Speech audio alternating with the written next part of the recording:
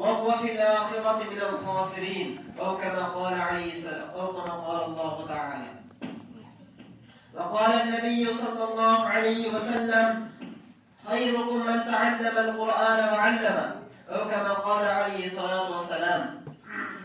السلام عليكم ورحمة الله وبركاته أيها المستمعون.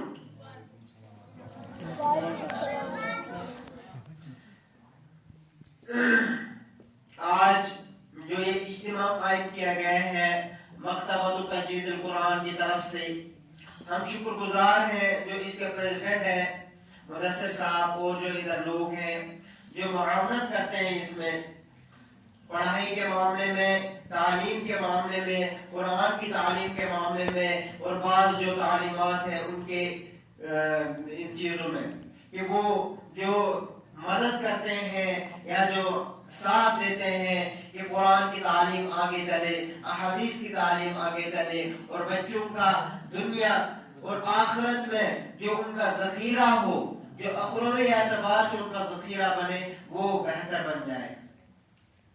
آپ صلی اللہ علیہ وسلم یہ حدیث میں نے آپ لوگوں کے سامنے بیان کی، خیرکم من تعلم القرآن وعلمہ، تم میں بہترین شخص وہ ہے جو قرآن سیکھے اور سکھائے۔ قرآن پڑھنا سیکھنا یہ انسان کا ایک دستور بننا چاہیے۔ 24 گھنٹے پوری زندگی انسان کو قرآن کی جو تعلیمات ہے، قرآن کی جو اللہ نے ایک نظام قائم کیا، جو اللہ نے ایک نظام کے تحت یہ قرآن اتارا ہے، اس کو سیکھنا باعث برکت ہے، اسی میں نجات ہے۔ اس کے علاوہ کوئی اور دین پہ انسان چلے، کوئی اور طریقے پہ انسان چلے، اللہ کے یہاں وہ قابل قبول نہیں ہے۔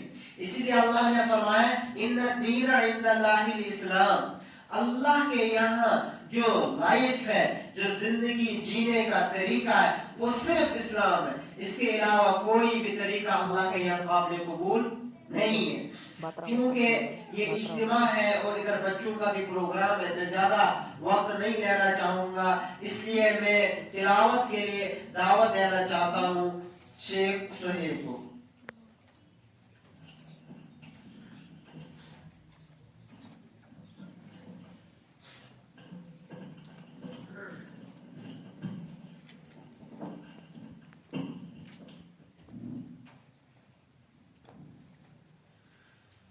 أعوذ بالله من الشيطان الرجيم.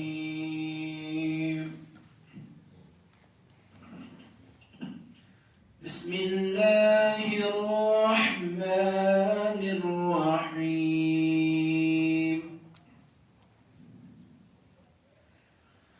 والشمس وضحاها والقمر إذا تلاها والنهار إذا جلاها والليل إذا يغشاها والسماء وما بناها والأرض وما طحاها ونفس وما سواها فألهمها فجورها وتقواها قد أفلح من زكاها وقد خاب من دساها كذبت ثمود بتقواها إذ انبعث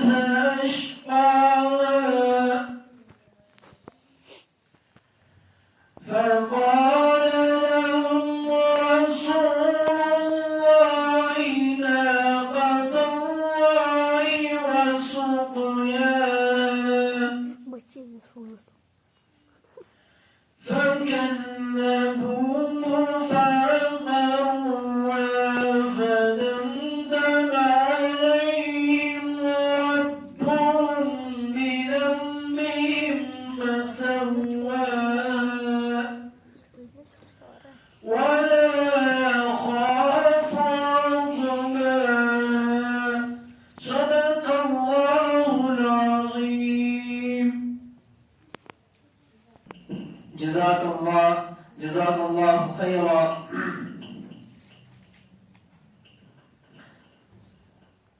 عن أبي هريرة رضي الله عنه قال: إذا مات الإنسان انقطع عنه عمله إلا من صدقة جارية أو علم ينتفع به أو ولد صالح يدعو له.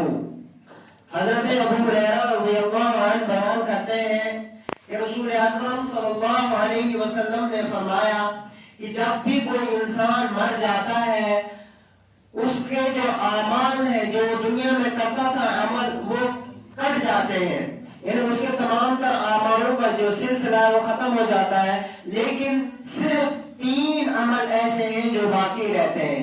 آپ صلی اللہ علیہ وسلم نے فرمایا کہ جو بھی بندہ مر جائے دنیا سے، اس کا اعمال کا سلسلہ اسی کے ساتھ بند ہو جاتا ہے، لیکن اس میں 3 عمل انسان کے ایسے ہیں جو اس کو موت کے بعد بھی فائدہ دیتے رہتے ہیں.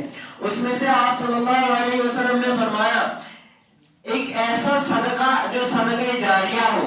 مثلا کسی نے مسجد بنا دی اور وہ آباد ہے، تو جتنے لوگ اس میں نماز پڑھتے رہیں گے اس کو فائدہ، یعنی اس کو نیکیاں ملتی رہیں گی.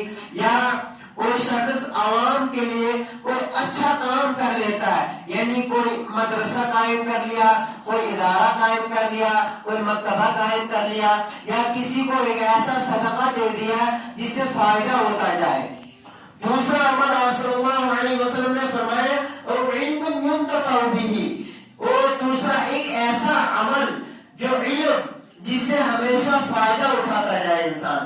مثلا کوئی شخص قرآن کی تفسیر لکھ لیتا ہے، کوئی شخص کسی حدیث کا ترجمہ کر لیتا ہے، کسی کتاب کا ترجمہ کر لیتا ہے، یا اسی طریقے سے کوئی استاد ہوتا ہے جو اپنے پیچھے مایا ناز شاگردوں کو چھوڑ دیتا ہے، جو آگے اس کے علم کا سلسلہ چلاتے رہتے ہیں. اور تیسرا آپ صلی اللہ علیہ وسلم نے فرمایا اور ولد صالح يدعو له، یا ایک ایسی اولاد جو صالح ہو، جو اس کے لیے دعائیں کرتے رہے، یعنی جو بھی اعمال، جو بھی عمل وہ خود کریں گے اس کا ثواب خود بخود ان کے جو وارثین ہیں ان کو پہنچتا جائے گا. اب ہمیں اپنے اوپر دیکھنا ہے، ہمیں اپنے لیے دیکھنا ہے. آج کے ماں باپ کو، آج کے جو ہمارے بزرگ ہیں، وہ دیکھیں کہ کیا وہ اپنے بچوں کی تربیت، اپنے اولاد جو ہے ان کی تربیت صحیح کر رہے ہیں یا نہیں. یہ دیکھنا ہے ان کا کام، کہ وہ دیکھیں ہمارے پیچھے اگر ہمارے اعمال کٹ جائیں گے، ہمارے اعمال ختم ہو رہے ہیں، تو کیا اس کے بعد ہمارے لیے کوئی ذریعہ ہے کہ ہمیں ثواب ملتا رہے، ہمیں جنت میں جانے کا کوئی راستہ ملے. میں اسی کے ساتھ دعوت دینا چاہوں گا نعت کے لیے زاہد کو.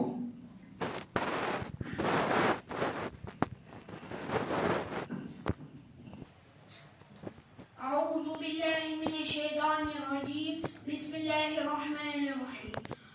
الحمدللہ رب العالمین والصلاة والسلام علی رسول الامین. اما بعد، اعوذ باللہ من الرحمن الرحیم. السلام علیکم. میں آپ کے سامنے ایک خوبصورت نعت پیش کرنا چاہتا ہوں. میرے آقا کا کوئی جواب نہیں، میرے مولا کا کوئی جواب نہیں، میرے آقا لاجواب، میرے مولا لاجواب، میرے آقا لاجواب، میرے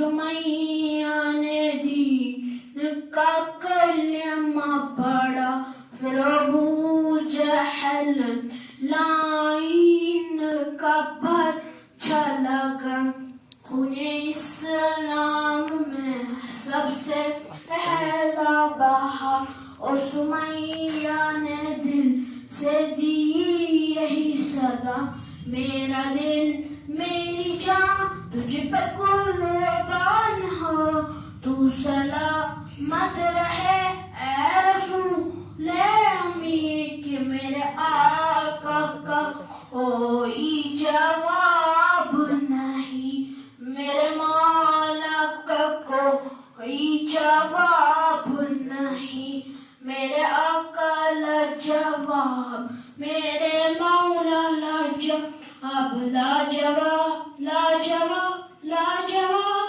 باقی سنا جزاک اللہ خیرہ. کتابیں بھی اقلام بھی قرآن بھی ہے لیکن کتابیں بھی اقلام بھی قرآن بھی ہے لیکن جو ایمان مطلوب ہے اللہ کو اسے انسان ہے غافل. آپ صلی اللہ علیہ وسلم کے ٹائم میں صرف ایک قرآن تھا اور وہ بھی کتاب کی شکل میں نہیں تھا. وہ بھی آپ صلی اللہ علیہ وسلم پر جب نازل ہوتا تھا وقتاً وقتاً کبھی ایک سورہ کبھی آدھی سورہ کبھی کچھ آیتیں کبھی 2 سورے بھی لیکن یہ کہ ایک کتاب کی شکل میں قرآن نہیں تھا. لیکن اس وقت جو ایمان تھا صحابہ کرام میں وہ بے مثال تھا. اس وقت اور آج کے مسلمانوں میں آسمان اور زمین فرق ہے. آج ہمارے پاس قرآن بھی ہے اس وقت جو تھی کلمے بھی نہیں تھی لکھنے کے لیے. آج تو ہمارے پاس ہر طرح کی قلم موجود ہے پین ہے پینسل ہے سیاہی ہے ہر طرح کی قلمیں ہمارے پاس موجود ہے. لیکن اس وقت یہ چیزیں نہیں تھی لیکن ایمان ان کا پختہ تھا. آج کل کے مسلمان میں کتابیں بھی اس وقت کلمے بھی اس وقت اور قرآن تو موجود ہے کتابی شکل. قرآن آپ مسجدوں میں دیکھیں گے تو اگر بولیں گے کوئی چھوٹی باتیں سینکڑوں میں ملیں گے لیکن مسئلہ ہے پڑھنے والے بہت کم ہیں اور پڑھنے کے بعد اس کو سمجھنے والے اس کو اردو میں ترجمہ کر کے پڑھنے والے اور اس پر عمل غور و فکر کرنے والے بہت کم ہیں. اسی وجہ سے ہمارے اندر جو ایمان ہونا چاہیے تھا وہ نہیں ہے. جس ایمان کی اللہ کو ضرورت ہے ایمان والے تو ہے لیکن اس حساب سے پختہ ایمان والے نہیں ہیں جو ہونا چاہیے. اب میں اسی کے ساتھ دعوت دینا چاہوں گا مبشر مجید کو.